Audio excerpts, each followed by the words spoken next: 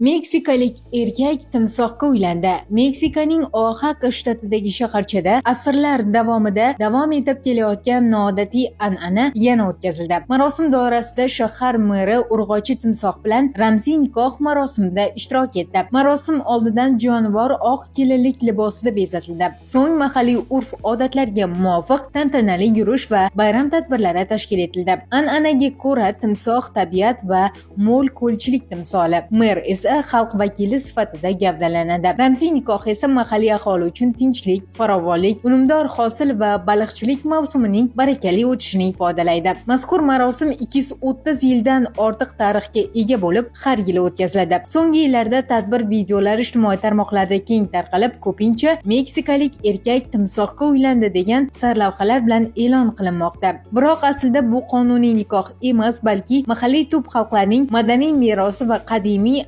an'analarni aks ettiruvchi ramziy marosim hisoblanadi.